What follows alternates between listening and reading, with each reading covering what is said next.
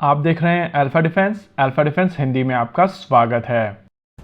आज के इस वीडियो में हम लोग बात करेंगे एल&टी के बारे में और समझने की कोशिश करेंगे कि कैसे वो सुपर कलवरी में एक बहुत बड़ा कंट्रीब्यूशन करने जा रहे हैं। सबसे पहले हम लोग बात कर लेते हैं ब्रेकिंग न्यूज की।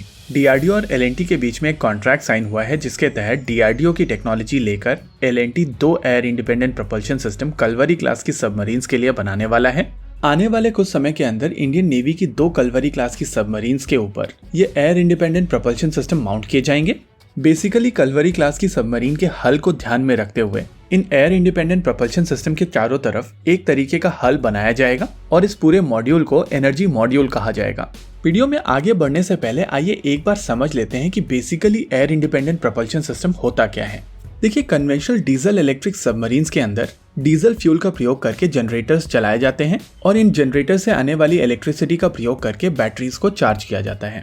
इन चार्ज बैटरीज को लेकर ये सबमरीन फिर पानी के अंदर चली जाती है और तब तक ये पानी के अंदर ऑपरेट कर सकती है जब तक इसकी बैटरी पूरी तरीके से डिस्चार्ज नहीं हो जाती है।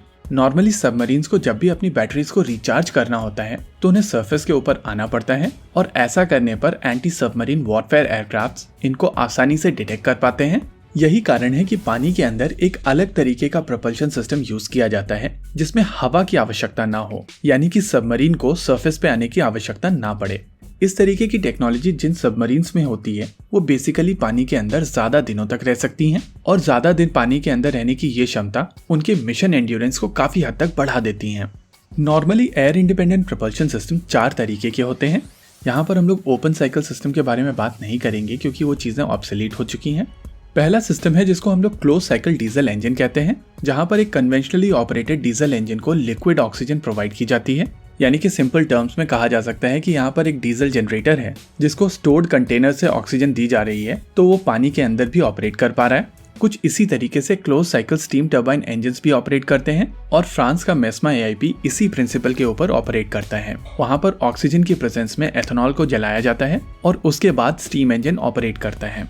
इसके अलावा स्टर्लिंग साइकिल इंजन्स जो बेसिकली स्वीडन, जापान और चाइना की सबमरीन्स में यूज किया जाता है, वहां पर भी डीजल को लिक्विड ऑक्सीजन की प्रेजेंस में बर्न किया जाता है, लेकिन फर्क इतना होता है कि वो स्टर्लिंग साइकिल इंजन को पार करता है। इस इंजन की कंपैरेटिव एफिशिएंसी ज्यादा है और इसी वजह से कम फ्यूल के साथ में ये ज्यादा एनर्जी जनरेट कर सकता है और कम फ्यूल के साथ में ज्यादा एनर्जी जनरेशन का मतलब है कि आपकी एंड्योरेंस बढ़ेगी। इन सभी प्रकार के एयर इंडिपेंडेंट प्रोपल्शन सिस्टम्स के साथ में जो सबसे बड़ी परेशानी है वो है मूविंग पार्ट्स, क्योंकि अंदर इंजन्स चल रहे होते हैं। इस वजह से इस तरीके की सबमरीन्स ज्यादा नॉइस जनरेट करती हैं और इसी वजह से इस तरीके की सबमरीन्स पकड़ी जा सकती हैं। चौथा प्रकार का एआईपी है फ्यूल सेल टाइप एआईपी और इस एयर इंडिपेंडेंट प्रोपल्शन सिस्टम को आप बेसिकली एक सेल के तौर पर मान सकते हैं जहां पर कंटिन्यूअसली फ्यूल एंटर किया जाता है जिससे इसे चार्ज करने की आवश्यकता नहीं पड़ती।